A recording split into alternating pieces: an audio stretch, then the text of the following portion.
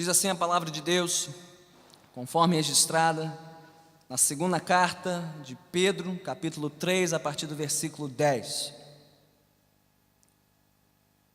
O dia do Senhor, porém, virá como ladrão. Os céus desaparecerão com um grande estrondo. Os elementos serão desfeitos pelo calor, e a terra e tudo que nela há será desnudada. Visto que tudo será assim desfeito, que tipo de pessoas é necessário que vocês sejam?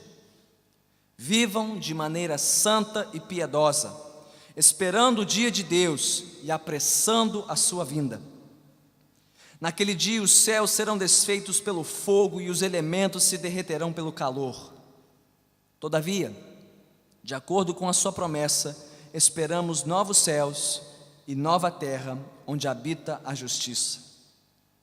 Portanto, amados, enquanto esperam estas coisas, empenhem-se para serem encontrados por Ele em paz, imaculados e inculpáveis. Tenham em mente que a paciência de nosso Senhor significa salvação, como também o nosso amado irmão Paulo lhes escreveu, com a sabedoria que Deus lhe deu. Ele escreve da mesma forma em todas as suas cartas, falando nelas desses assuntos. Suas cartas contêm algumas coisas difíceis de entender, as quais os ignorantes e instáveis torcem, como também o fazem com as demais escrituras, para a própria destruição deles. Portanto, amados, sabendo disso, guardem-se, para que não sejam levados pelo erro dos que não têm princípios morais, nem percam a sua firmeza e caiam. Cresçam, porém, na graça e no conhecimento de nosso Senhor e Salvador Jesus Cristo. A Ele seja a glória, agora e para sempre.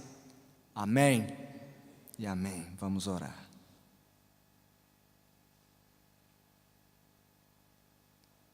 Senhor Deus, esta é a Tua palavra, inspirada, santa, soberana e útil para o ensino, para a repreensão, para a correção e para a instrução na justiça, para que estejamos aptos e plenamente preparados para uma vida que Te agrada.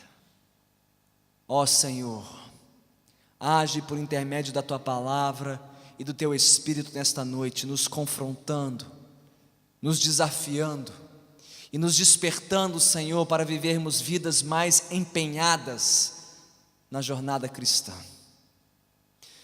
Unge, Senhor, as minhas palavras, para que elas comuniquem de maneira fiel e clara o Teu recado para as nossas vidas nesta noite.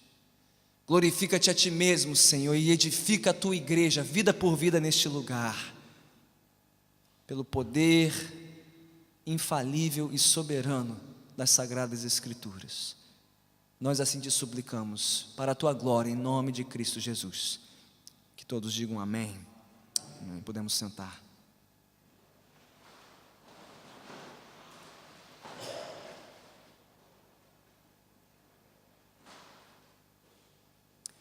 Estas foram as últimas palavras escritas, ainda em vida, pelo grande apóstolo Pedro. Pedro, que tinha sido membro daquele grupo de 12 discípulos, depois comissionados como apóstolos e mensageiros do Evangelho de Jesus Cristo para as nações. Pedro, que tinha sido o grande pregador do dia de Pentecostes, o dia em que Deus derramou do seu Espírito sobre a igreja, virando a página na história do seu povo. Pedro, que tinha servido como coluna da igreja na cidade de Jerusalém. Pedro, provavelmente o apóstolo responsável pelas memórias acerca da vida de Jesus registradas por Marcos em seu evangelho. Pedro, autor de uma outra carta, a primeira carta de Pedro, que também temos registrada no Novo Testamento, uma carta circular à igreja da sua época, e autor desta segunda carta, que serviu para exercitar a lembrança e a memória daqueles discípulos de Jesus acerca das coisas que estavam por vir. Pedro, que em breve seria o próximo mártir do Evangelho, o próximo a derramar a sua vida pela causa do Evangelho de Jesus Cristo. Ele que, ao escrever estas palavras, aguardava a sua sentença derradeira da mão do imperador Nero em Roma. Pedro, o apóstolo, no fim da sua jornada, escrevendo essa sua segunda carta, sua carta testamento à igreja, a fim de preparar esta igreja para que ela caminhasse rumo ao fim da sua jornada com fidelidade, com perseverança, atenta às ameaças que a cercavam, atenta à ameaça que tinha infiltrado a igreja, a ameaça de falsos mestres, que corromperam o Evangelho, e corromperam as exigências do Evangelho, e ameaçavam corromper muitos discípulos do Evangelho de Jesus Cristo. Pedro começou esta carta lembrando os seus leitores do seu glorioso chamado.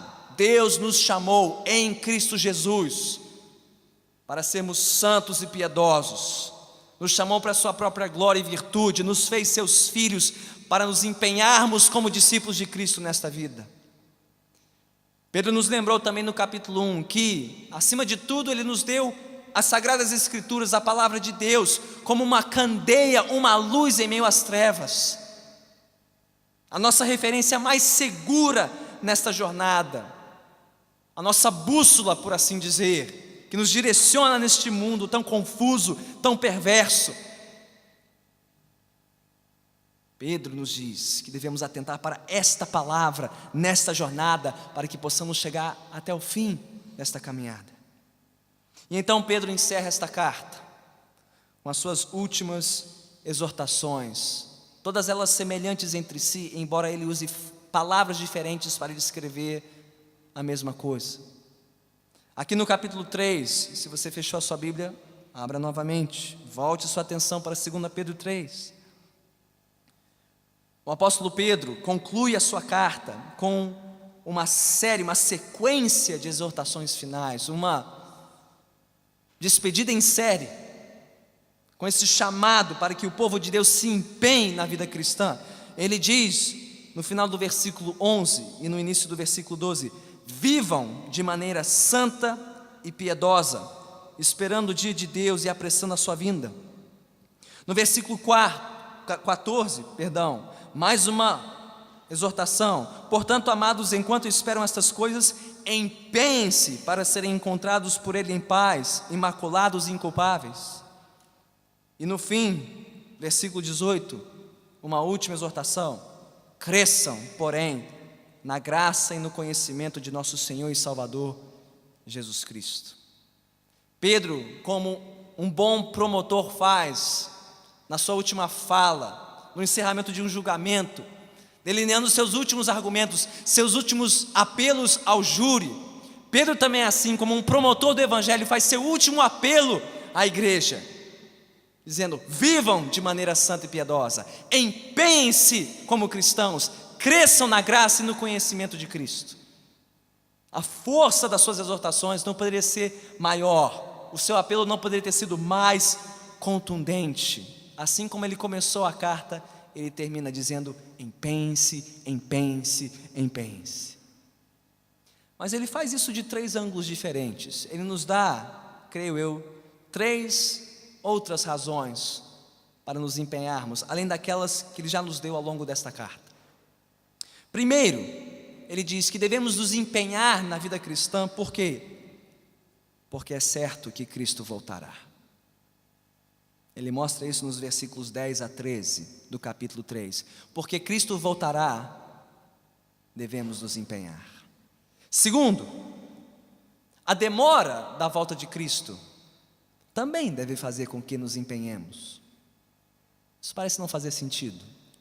A princípio, o fato de Cristo demorar em voltar deveria fazer com que nos relaxássemos, nos acomodássemos. Não, Pedro diz, tanto o fato de Cristo voltar e o fato dele demorar em voltar também deve fazer com que nos empenhemos. Veremos por quê nos versículos 14 a 16. E por fim, ele termina nos versículos 17 e 18, dizendo que devemos nos empenhar, porque aquele que voltará, Cristo, ele é digno do nosso empenho. É assim que creio que o texto se divide, é assim que nós o estudaremos porção por porção. Então mantenha os olhos fitos no texto comigo. Primeira porção deste texto, versículos 10 a 13 do capítulo 3. Pedro diz, em outras palavras, que devemos nos empenhar, por quê? Porque é certo que Cristo voltará. E por que Pedro traz isso à tona aqui ao final da sua carta? Ora, porque nós sabemos, pelas coisas que ele já nos disse anteriormente neste capítulo, que esta promessa estava em xeque, estava sendo criticada e até questionada por quem? Pelos falsos mestres, os que tinham se infiltrado na igreja e estavam corrompendo o ensino da igreja. Ainda no capítulo 3, volte para o versículo 3, 2 Pedro 3, 3. O que disse Pedro? Antes de tudo, saibam que nos últimos dias surgirão escarnecedores, zombando e seguindo suas próprias paixões. Eles dirão: o que houve com a promessa da sua vinda? Desde que os antepassados morreram, tudo continua como desde o princípio da criação. O que Pedro está dizendo aqui? Ele está citando provavelmente parte do ensino desses falsos mestres, que estavam questionando a promessa da volta de Jesus. De que forma? Pedro apresenta aqui o raciocínio deles. Bem, tudo está como sempre esteve, nada mudou, a vida continua. Cristo disse que voltaria, que a história terminaria, mas o tempo está passando, ele não voltou. Então, pelo visto, essa história de juízo final, prestação de contas a Deus, ele virá como juiz de toda a terra? Não, nada disso. Não, isso tudo fazia parte da lei. Agora nós estamos na graça, agora podemos viver como nós bem quisermos, entendermos. Era muito provavelmente isso que eles pensavam, que ensinavam, e assim que viviam, despreocupados com o porvir, despreocupados com a prestação de contas no porvir, e estimulando outros também a relaxarem na fé, a viverem despreocupados com a volta de Cristo. Os tempos passam, os nomes mudam, mas os críticos da Bíblia não mudam de argumento.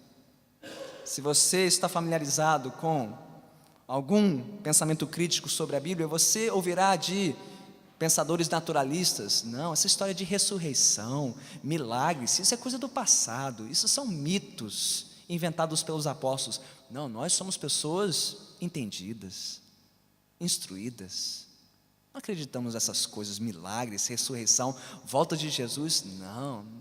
Não, os tempos são modernos, os tempos são outros, o tempo da tecnologia, da internet. Não, isso tudo é lenda, é a história de ninar para os crédulos nas Escrituras. Você já ouviu alguma coisa familiar a essa linha de raciocínio? É conveniente falar assim, porque se não existe um juízo por vir, se não existe um fim da história, quer dizer que não existe prestação de contas? Quer dizer que você pode viver como você bem quiser?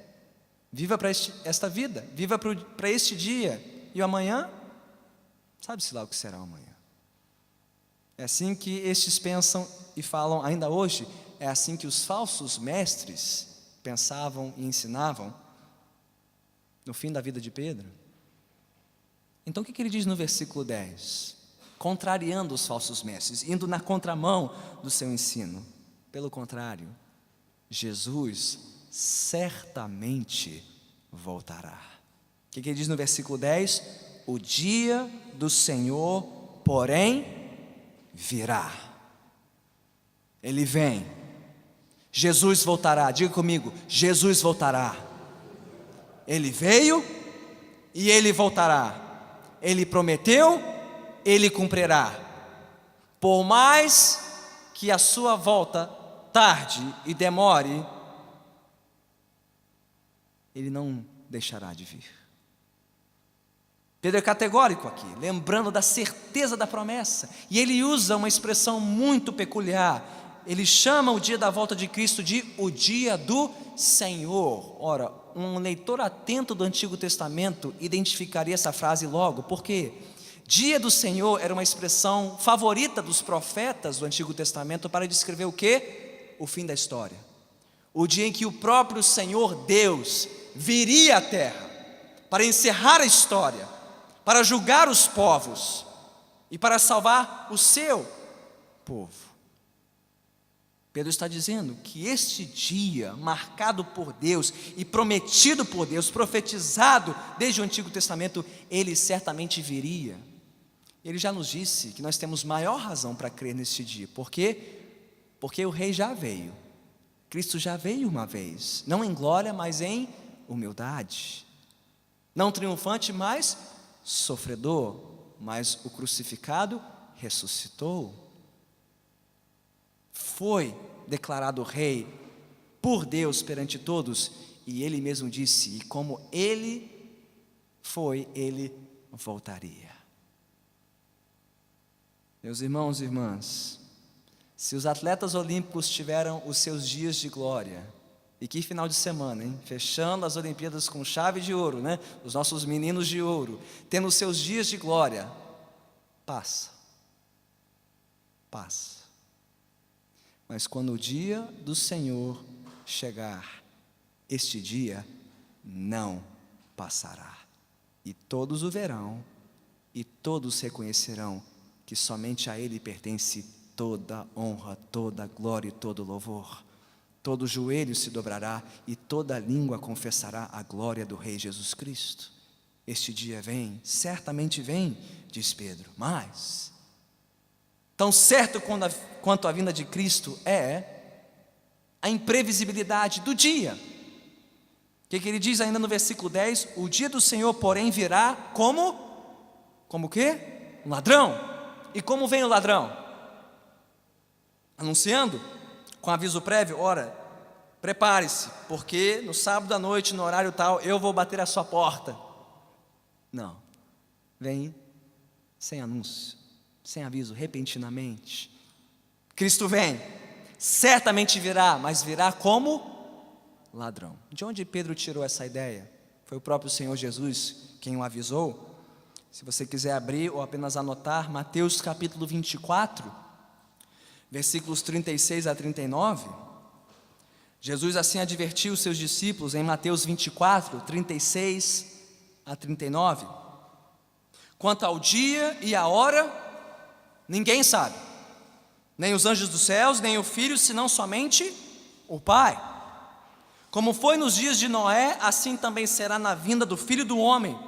Pois nos dias anteriores ao dilúvio, o povo vivia comendo e bebendo, casando-se e dando-se em casamento, até o dia em que Noé entrou na arca, e eles nada perceberam, até que veio o dilúvio e os levou a todos. Assim acontecerá na vinda do Filho do Homem. Você notou isso? A ironia nas palavras de Jesus? As pessoas estavam como antes do dilúvio? Bebendo, comendo, casando-se, se divertindo, fazendo seus planos, e ninguém percebeu que a história estava prestes a passar por uma revolução. Bastou que Noé entrasse na arca e o dilúvio veio, o juízo chegou, e disse Jesus, assim como foi nos tempos de Noé, assim será na vinda do Filho do Homem. As pessoas estarão bebendo, comendo, se casando, celebrando as Olimpíadas, fazendo seus planos de carreira, e sem que elas percebam, Cristo voltará e tudo acabará. Ele virá, certamente virá, mas virá como ladrão.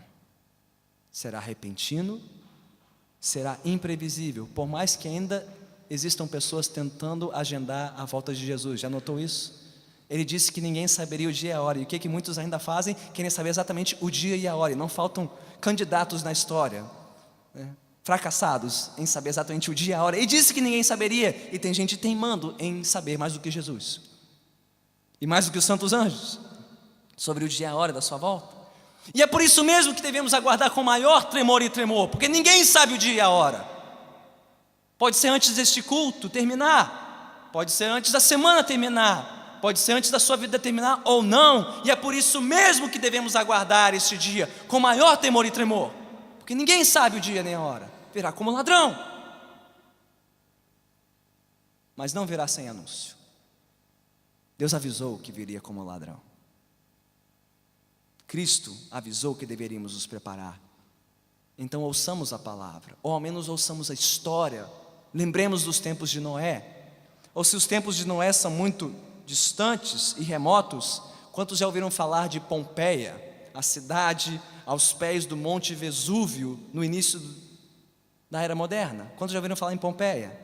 Aquela cidadezinha de 16 mil habitantes aos pés do que pensavam ser uma montanha. Mal sabiam eles que era um vulcão adormecido, mas que quando entrou em erupção, num estalo, varreu aquela cidade, cobriu aquela população inteira numa densa camada de lama e lava vulcânica, com uma força e uma potência 1000 vezes maior do que a bomba atômica que varreu Hiroshima e Nagasaki. E tudo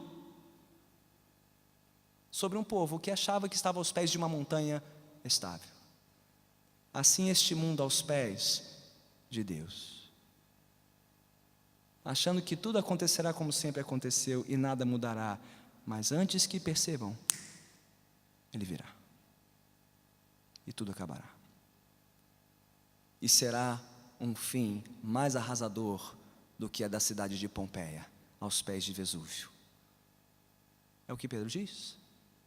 O que acontecerá quando Ele vier? Versículo 10, os céus desaparecerão com um grande estrondo, os elementos serão desfeitos pelo calor, e a terra e tudo que nela há será desnudada. E ele repete isso no versículo 12.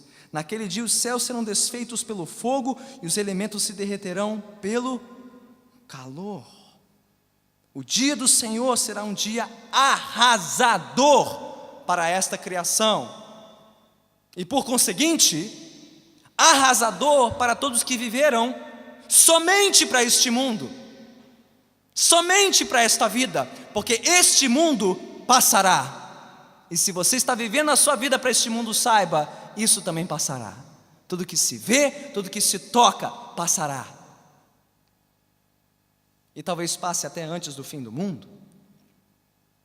Perguntaram certa vez no enterro de uma senhora ilustre de uma igreja, quanto ela deixou para trás? Sabe qual foi a resposta? Tudo. Tudo. Porque você deixará tudo para trás. E se você não deixar, Cristo voltará e tudo passará. Será arrasador para esta criação e para todos que viveram somente para esta criação. Mas, Pedro diz no versículo 13, de acordo com a sua promessa, esperamos novos céus e nova terra, onde habita a justiça. Para aqueles que aguardam uma outra criação, uma nova criação, onde habita a justiça e vivem para aquela criação. Estes não serão desapontados quando Cristo voltar. Ele virá de forma repentina, mas virá para arrasar esta criação, para renovar a criação e trazer novos céus e nova terra. Então a grande pergunta é: o que fazemos até lá? Versículo 11. Visto que tudo será assim desfeito, que tipo de pessoas é necessário que vocês sejam? O que eu faço com a minha vida agora? Qual a resposta? Não viva para este mundo, porque ele passa. Não viva como se o que você vê, mede, toca é permanente, porque não é. Vai passar e tudo será arrasado e desnudado, diz Pedro. Não vivam para este mundo, e não vivam como aqueles que confiam neste mundo, e não vivam como aqueles que amam este mundo, porque este mundo vai passar.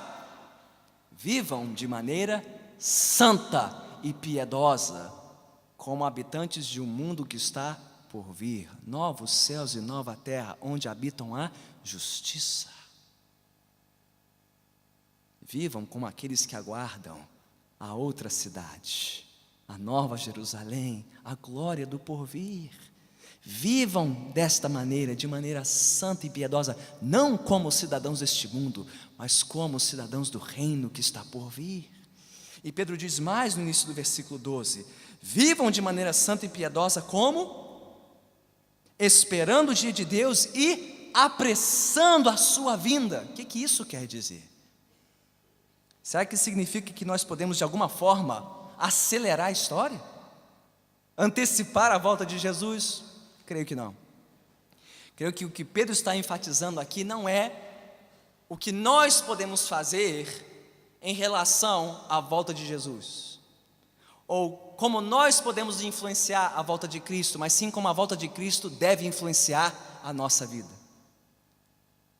Não o que nós podemos fazer para apressar a vinda de Cristo, mas como a volta de Cristo deve influenciar a nossa vida em direção à sua volta. É mais ou menos assim. Se você já acompanhou um casal de noivos se preparando para o dia do seu casamento, o que você vê acontecendo na medida em que o dia do casamento se aproxima? Você vê aquele casal consumido com os preparativos. Já viu isso? É convite, é recepção, e é decoração, e é isso e aquilo. E fazem isso por quê? Pela expectativa para o grande dia, é claro, mas por quê? Estão sob a impressão de que se concentrarem naquilo mais e mais, parece que o tempo vai passar mais rápido. Estão vivendo literalmente esperando e apressando a vinda do grande dia. Isso é só uma sombra do que deve ser a vida de um crente neste mundo, porque ele vive em função de um dia que está por vir, um grande casamento que está por vir, em que Cristo voltará para recolher a sua noiva.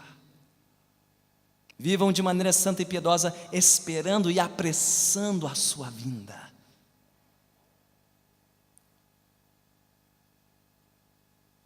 Quanto nós vivemos a nossa vida assim? Quanto você vive a sua vida à luz da glória do porvir? Quanto a esperança do porvir influencia a sua vida hoje? Porque é a esperança do futuro que determina a nossa vida no presente. E quem não tem essa esperança, vive de qualquer forma nesta vida. Quantos assistiram o filme Gladiador? Quantos gostam? Adoro isso, ficção histórica, maravilhoso, né? Russell Crowe interpretando Maximus, o gladiador, né? E tem aquela fala célebre, né, do filme, quando ele diz, né, em sonhos, se vendo nos campos elíseos, já partido nesta terra, que o que você faz no presente ecoa na eternidade. Pois bem, parodiando o gladiador, mas invertendo a ordem, é a eternidade que deve ecoar no que você faz agora no presente. É a sua esperança pela volta de Cristo que determina como você vive agora como discípulo dele nesta terra. Ou como bem disse Lutero, todo crente deveria viver como se Jesus tivesse morrido ontem, ressuscitado hoje e fosse voltar amanhã. É assim que nós vivemos. É assim que desejamos viver, de uma maneira santa e piedosa, como habitantes de um mundo que está por vir, novos céus e nova terra, onde habitam a justiça. Diz Pedro, se esta for a nossa esperança, a certeza da volta de Cristo, nós nos empenharemos. Mas não para aí, é só uma razão para se empenhar, há pelo menos mais duas, vamos para elas. Segundo, o que fazemos enquanto Jesus não volta? Ou o que fazemos com o fato de Jesus demorar em voltar? Pedro começa a responder no versículo 14, diz, portanto, amados, enquanto esperam estas coisas, empenhem-se para serem encontrados por Ele em paz, imaculados e inculpáveis. De novo, Pedro está dizendo em outras palavras, se nós temos essa certeza, a certeza de um encontro marcado com Cristo, a certeza de habitarmos nos novos céus e nova terra onde habitam a justiça, então quem espera isso, não fica de braços cruzados, não fica sentado sobre as mãos, antes empenha-se por viver assim, e empenha-se para ser encontrado assim, diz Pedro, em paz, imaculados e inculpáveis. Pastor, isso quer dizer que nós podemos de alguma forma merecer o nosso lugar no céu? É isso que Pedro está dizendo? Não exatamente. Ele não está nos dizendo o que nós precisamos fazer para chegar lá, ou para ter a certeza de que chegaremos lá. Mas Ele está nos dizendo que devemos fazer porque nós temos a certeza de que Cristo já garantiu o nosso lugar lá. É mais ou menos assim. Digamos que você descobrisse, por revelação, qualquer canal que fosse, que Jesus fosse visitar a sua casa ao final do mês. O que você faria? Arrumaria tudo. Reforma, faxina, pintura. Por quê? Para receber um hóspede tão ilustre, nada melhor do que uma recepção digna. E é assim que muitos vivem a sua vida cristã, temerosos pela volta de Jesus, como se tudo não estivesse arrumado no devido lugar. Ele não entrará e não permanecerá conosco. Mas a imagem deveria ser outra. Cristo prometeu habitar conosco um dia, mas Ele já nos concedeu o lar, que Ele mesmo construiu, que Ele mesmo reformou, que Ele mesmo faxinou. O nosso papel agora é permanecer nele, no lugar que Ele nos preparou, porque você não pode preparar um lugar melhor para Ele. Empenhe-se para serem encontrados em paz. Que paz? A paz que Ele alcançou em nosso lugar. Imaculados e inculpáveis. Como? Não pela nossa força, mas pela graça dEle, que nos faz viver de uma maneira santa. Ou seja, nós nos empenhamos não por culpa ou obrigação, mas por graça e gratidão. Ele já prometeu estar conosco, prometeu nos trazer para perto dEle, prometeu viver conosco para sempre. É o nosso prazer agora viver assim, nos empenhando assim, não para alcançar ou merecer um lugar lá, mas para agradecer o lugar que já nos foi preparado lá. Você crê nisso? Porque isso muda tudo na sua motivação para a santidade. Você não é santo, não vive de maneira santa por medo, culpa, obrigação, mas por prazer, por gratidão àquele que te prometeu um lugar na glória eterna. Pedro diz, é assim que devemos viver, nos empenhando para viver assim, por graça e gratidão, entendendo que até a demora de Cristo tem o seu papel. Não é isso que ele diz no versículo 15? Tenham em mente que a paciência de nosso Senhor significa salvação. O que ele está falando aqui? Está falando da paciência de Deus em adiar, por assim dizer, a volta de Jesus. Como assim a paciência do Senhor significa salvação? Por que Deus tem paciência? Por que Deus demora? Você já se fez essa pergunta? Eu me faço essa pergunta pelo menos uma vez por semana. Por que Jesus já não voltou? Você não se faz essa pergunta, não? Sim, vendo o Congresso Nacional, Estado Islâmico, as contas das Olimpíadas que serão abertas, essa caixa preta que vai revelar de tudo que foi feito com verba pública nas últimas... Você não se pergunta, por que Jesus já não voltou logo? Por que a gente tem que tolerar e atorar essa imundície por tanto tempo? Pelo menos uma vez por semana eu me pergunto, Jesus, por que o Senhor ainda não voltou? Termina logo com isso, acaba logo com isso. Sabe qual é a resposta de Pedro? Tenham em mente que a paciência do Senhor significa salvação. Quem ele tem em mente aqui? Quero que ele não tenha em mente todos os membros individualmente deste mundo. Deus não promete salvar todos. Ele promete salvar todos os seus eleitos, todo o seu povo, um por um. Ele diz isso no versículo 9 deste mesmo capítulo. O Senhor não demora em cumprir a sua promessa, como julgam alguns, ao contrário, Ele é paciente com vocês. Vocês quem? Os discípulos de Cristo, servos de Deus, não querendo que ninguém pereça, mas que todos cheguem ao arrependimento. Todos quem? Os eleitos, os chamados, os separados para a salvação. Então, o que significa dizer que a paciência do Senhor representa a salvação? Pelo menos duas coisas. Primeiro, se Jesus ainda não voltou, é porque ainda existem eleitos que não se arrependeram e creram no Evangelho. É por isso que Ele não voltou, porque ainda há eleitos perdidos neste mundo que Ele quer salvar. A pergunta não é por que Jesus ainda não voltou, a pergunta é por que Jesus não voltou antes que eu me arrependesse? Já se fez essa pergunta?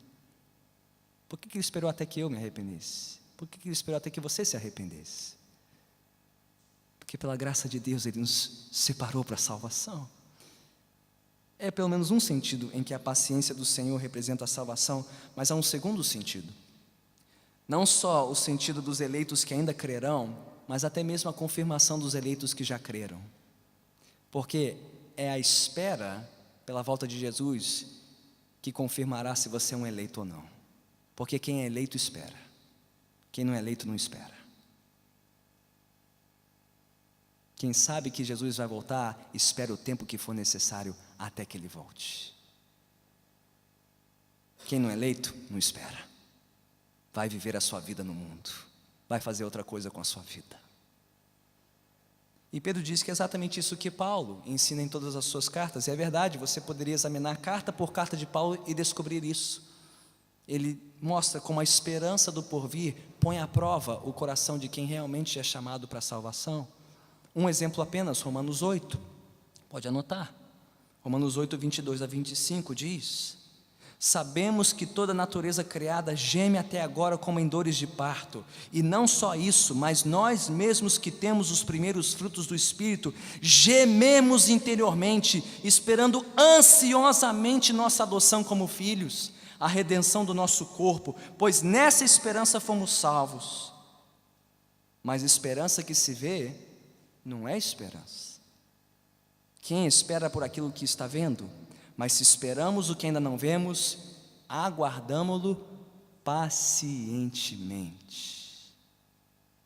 O fato de você saber esperar ou não a volta de Jesus é o que determina, é o que revela se você é salvo ou não.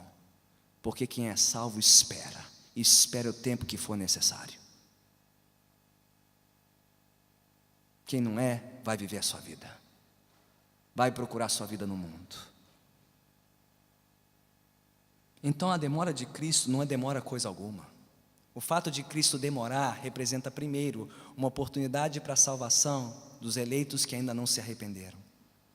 Mas segundo, é a oportunidade para que os eleitos que já se arrependeram sejam provados na sua eleição. O que você faz enquanto Jesus não volta define, demonstra se você é salvo de verdade ou não. E qual é a prova disso? Os falsos mestres. Eles não sabiam esperar. Pedro fala sobre eles no versículo 16.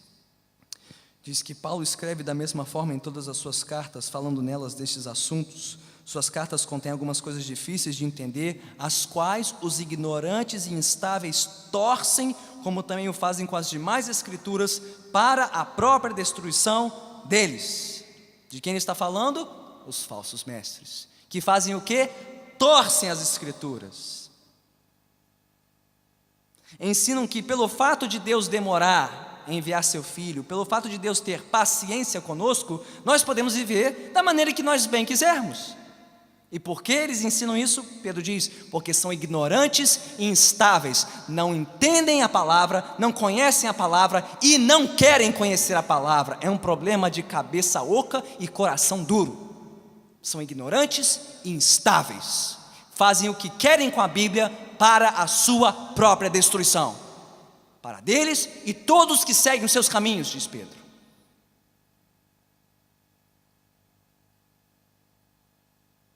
O que nos faz pensar? O que nós fazemos com a paciência de Deus? O que você entende pela paciência de Deus? Quanto nós valorizamos a paciência de Deus? E quanto nós desprezamos a paciência de Deus? A paciência de Deus para você é motivo de relaxamento e acomodação ou motivo de empenho e dedicação na vida cristã? Porque a resposta definirá se você é um salvo ou não. Os falsos mestres faziam da paciência de Deus o quê? Motivo para pecar, relaxar e escorregar na fé.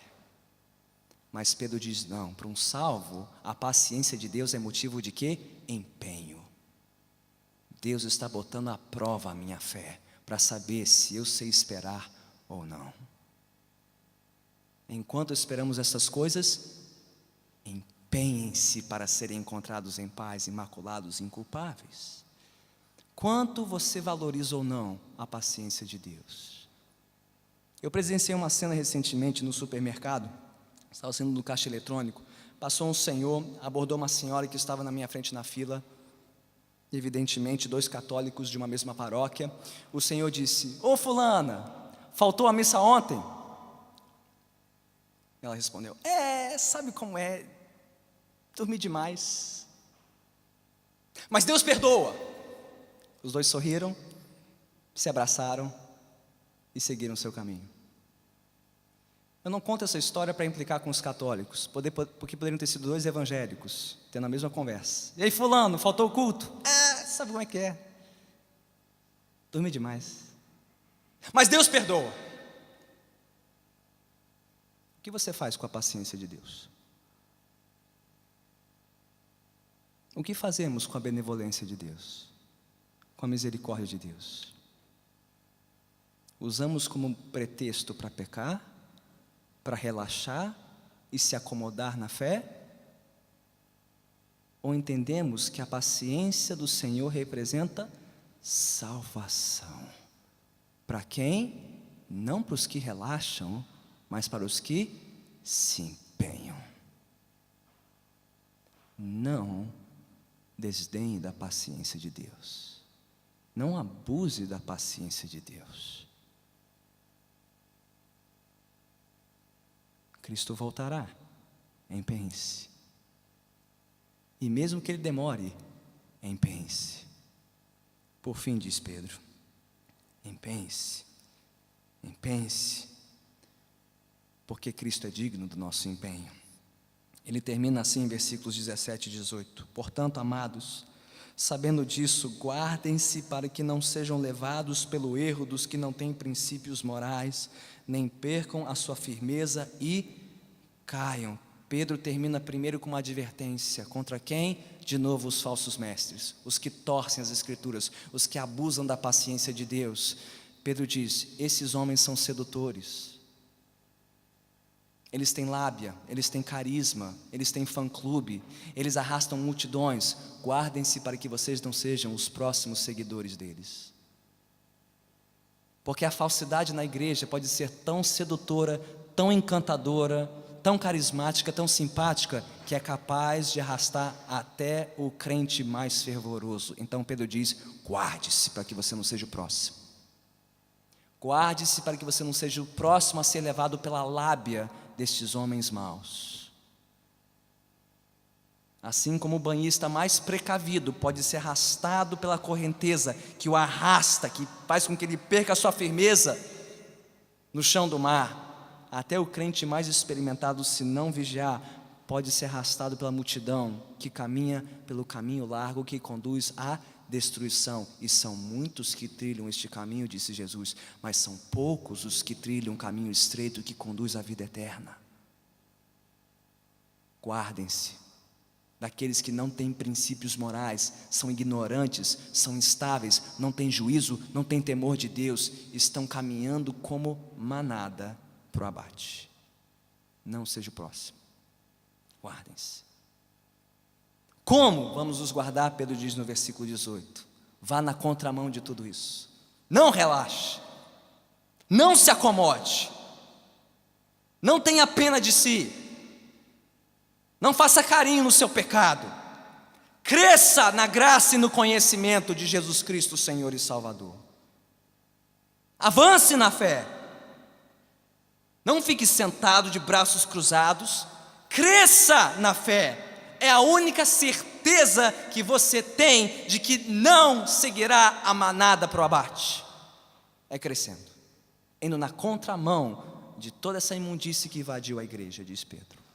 Cresça, cresça, cresça, cresça. Cresça no que ele diz? Na graça e no conhecimento de Jesus Cristo. Pedro está convocando de novo os seus leitores a considerarem como de primeira e suma importância o seu relacionamento com Cristo. Mais importante do que o seu crescimento profissional, acadêmico, financeiro, pessoal. Coloque tudo isso na estante, nada toma o lugar do seu relacionamento com Cristo. Porque nenhum crescimento profissional, financeiro, pessoal, familiar, físico, justifica um fracasso no crescimento como discípulo de Cristo. E se você está crescendo em todas as áreas da sua vida e não está crescendo como discípulo de Cristo, você está vivendo em pecado. Você está vivendo que nem o mundo, que nem a manada, vivendo para aquilo que passa. Cresça. Cresça na graça e no conhecimento de Jesus Cristo. Cresça dia a dia na sua intimidade, na sua submissão, na sua entrega a Cristo. E é uma razão porque Pedro põe graça antes de conhecimento, porque esse crescimento só vem pela graça, não vem de nós, é dom de Deus, é graça, é só pela graça que andamos na contramão deste mundo, é só pela graça que valorizamos mais a Cristo do que qualquer outra coisa neste mundo. Então cresça na graça, para que você possa crescer no conhecimento de Cristo. Jesus Cristo o quê? Senhor e Salvador, porque você não pode separar o que Deus uniu. Você não pode ter Jesus como seu Salvador se Ele não for o seu Senhor. Ele não é Salvador de quem não o confessa como Senhor. Não existe esse papo de, não, fulano já tem Jesus como Salvador, mas não como Senhor. Isso não existe, porque Jesus não é esquizofrênico. Ele não é Salvador para alguns e Senhor para outros.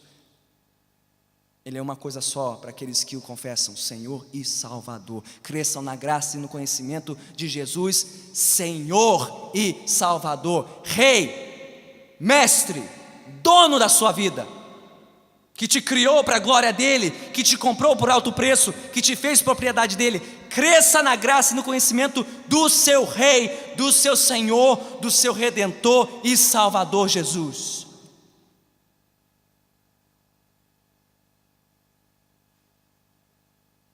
E ao fracassar, e ao tropeçar na sua obediência ao Senhor, aí sim lembre-se que Ele é Salvador. Porque tê-lo como Senhor e não como Salvador seria uma coisa terrível. Mas tê-lo como um Salvador e não como Senhor seria algo sem graça. Cresça na graça e no conhecimento de Jesus Cristo, nosso Senhor e Salvador. Por quê? Porque aquele que nos dá a graça para conhecê-lo é aquele que receberá toda a glória no fim da história. Cresçam na graça e no conhecimento de Jesus Cristo, nosso Senhor e Salvador. A Ele seja a glória. Quando você, como eu, viu o rosto dos membros da equipe masculina de futebol ontem, no fim daquele jogo, rostos resplandecentes, sorrisos abertos, Maracanã em festa, você não pensou, valeu a pena esperar tanto tempo pelo ouro olímpico? Valeu a pena sofrer, chorar, suar, só pelo prazer daquela festa bonita? Ou de qualquer outro atleta que você acompanhou, de qualquer desportista, ao ver a alegria do título conquistado, você deve ter pensado como aquele atleta, valeu a pena tudo, todo o sacrifício, todo o empenho, toda a privação, por aquele pequeno momento de glória. Agora vá comigo para o fim da história. Vá comigo para o dia em que Jesus voltar. E pense, todo o empenho, todo o sacrifício, toda a privação, toda a renúncia, toda a dedicação que você investirá na vida com Cristo, valerá a pena quando nós chegarmos lá. Mas não porque você vai receber a glória, porque você não vai receber glória nenhuma, diz Pedro. Tudo valerá a pena, porque no final, quem recebe a glória? Cristo recebe a glória. A Ele seja a glória agora, diz Pedro, desde agora e para todo sempre. Só isto, só o prazer de trazer glória e louvor a Cristo no último dia já justifica todo o meu empenho nesta vida, todo o sacrifício, toda a renúncia, toda a dedicação, porque Ele merece essa glória, agora, amanhã, ano que vem, e quando eu estiver com Ele no porvir, pela sua graça. A Ele seja a glória, agora e para todo sempre. O que você está fazendo com a sua vida? Como você tem vivido a sua vida até aqui?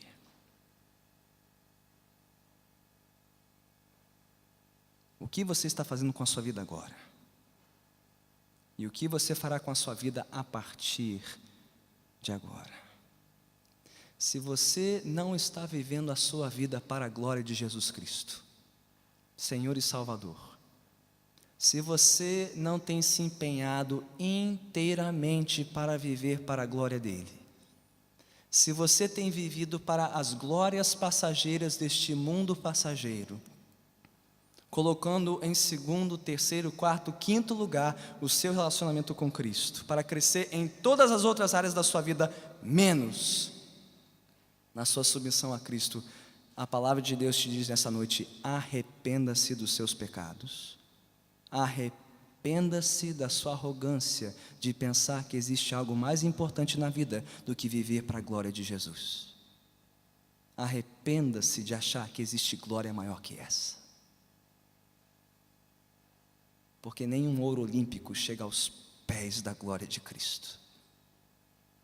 E se você se arrepender nesta noite, Cristo te promete a graça dele e o seu perdão para todos os seus pecados. Mas ao receber o perdão e a graça de Cristo, não fique parado. Não relaxe. Não se acomode. Porque o Cristo que dá graça para perdoar é o Cristo que dá graça para capacitar para uma nova vida, para viver para um novo mundo e uma nova glória, que não é deste mundo. Então, ao pedir o perdão e a graça de Jesus Cristo nesta noite, peça com confiança, peça na certeza que Ele dá este perdão e esta graça, mas peça graça para mais, peça graça para viver de maneira santa e piedosa, esperando e apressando a sua vinda. Peça graça para se empenhar, para ser encontrado em paz, imaculado e inculpável. Peça graça para crescer na graça e no conhecimento de Jesus Cristo, Senhor e Salvador. Peça graça para viver para a glória dEle. E se você fizer isso hoje, e amanhã, e na semana que vem, e continuar suplicando e dependendo da graça de Deus daqui até o fim da sua vida,